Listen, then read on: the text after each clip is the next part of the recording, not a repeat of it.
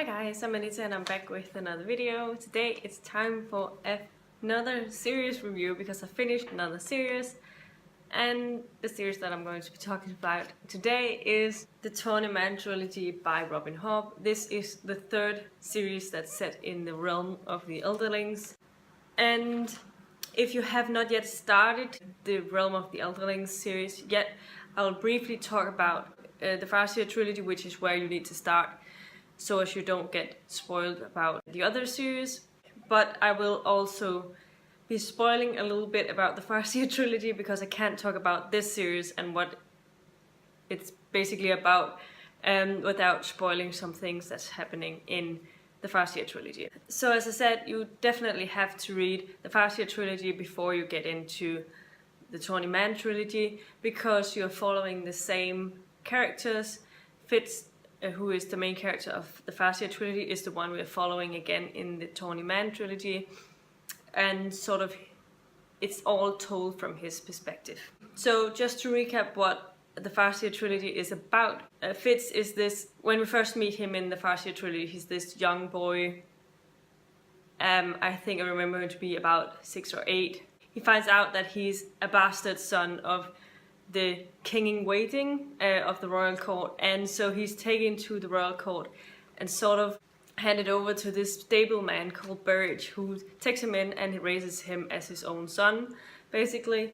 But the King Shrewd, has his own sort of agendas with him. So he ends up sending him to train to become an assassin, and then there's a lot of political intrigue and stuff going on in this world between the 3 brothers of the royal court who's in line for the throne, and how their perception on how they look down on Fitz, who is the bastard son. But in this world there's also a little bit of magic. This is actually a good series to start if you're not used to reading fantasy, but you're used to reading, like, say, literary fiction, because it's a very descriptive sort of writing, and the magic system is not heavy in the story. It's sort of comes down to your mental abilities, actually. There's this thing called the skill, which is about how you can use your thoughts to control other people's minds as well, and you can see things from others' perspectives. You can sort of talk through your mental bonds and stuff. And then there's also this thing called the wit, which is very, very frowned upon, something that no one should be talking about, where you have an affinity to talking to other animals. The majority, they have a specific animal that they bond to, find it easily to bond to. And Fitz has both sides of magic, so he's basically trying to work his way around controlling both things and not being discovered having the wit. So that is the basic plot of the first series. And also want to say, one of the things that Robin Hobb does really, really well, she writes exceptional characters. You'll just come to love these characters because they continue to grow throughout the series, and there's so many different sort of characters. You're also amazing at writing characters you'll absolutely hate. I mean, in the Farseer Trilogy there's this character called Regal, who will be like the most hated character for over that trilogy, there's no doubt about it. And yeah, definitely she's very great at writing her characters. This is all I'm going to say about the first trilogy today. I haven't read this, then definitely you should probably either mute it for the next couple of minutes before I give my ratings, because I'm going to be talking a little bit about the series overall. Before I get into the Tawny Man Trilogy, if you have not yet read the Lifeship Traders Trilogy either, I would definitely suggest getting to that before you get into this trilogy as well, because first off, it's completely other sort of writing style where you follow different perspectives. It's my favorite trilogy in the realm of the Elderlings so far, even though I've also really enjoyed the other books. And there are some characters and some references that comes in this book to the Lifeship Traders Trilogy, so I think it would be a good idea to at least have read it before you get into it. You can read this though without having read the Lifeship Traders. So yes, as I said, now it's going to be a little bit spoilery because I'm going to be talking about what the Tawny Man Trilogy was basically about. For Tawny Man Trilogy, we're back to following Fitz, as I said. He's now in his 30s or 40s, I want to say. I forgot what he said. And he's struggling with the aftermath of the Farseer Trilogy he's been spending a lot of time away from the court after the end of Assassin's Quest. So now he's returning back to Buckkeep, to the royal court, and he goes there undercover under the name Tom Batulok.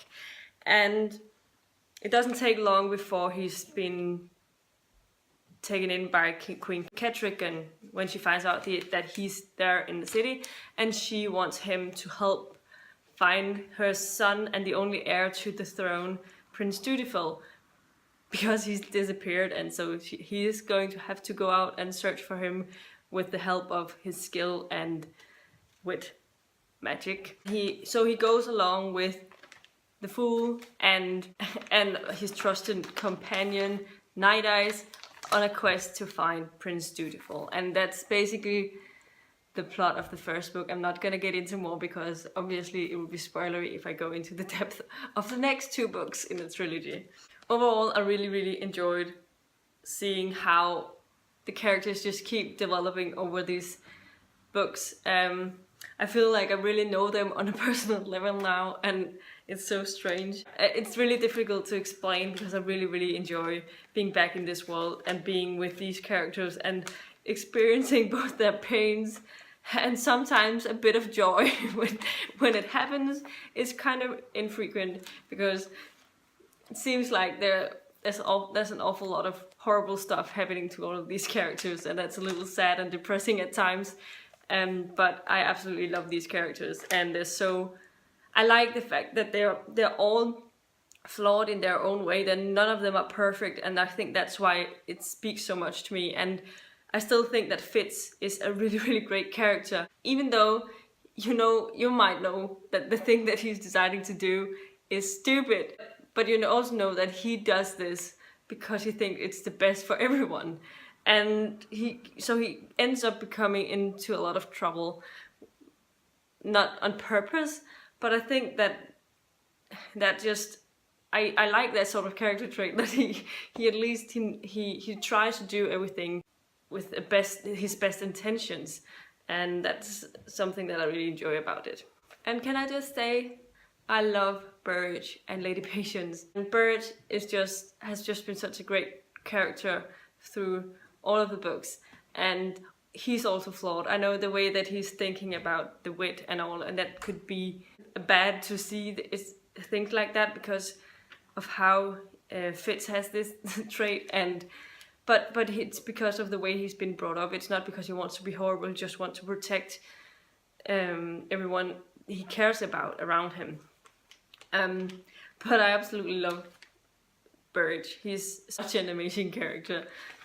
And Lady Patience, she's such a nice person, and yeah, I just love Lady Patience and how she's handling things, even though she can't really talk.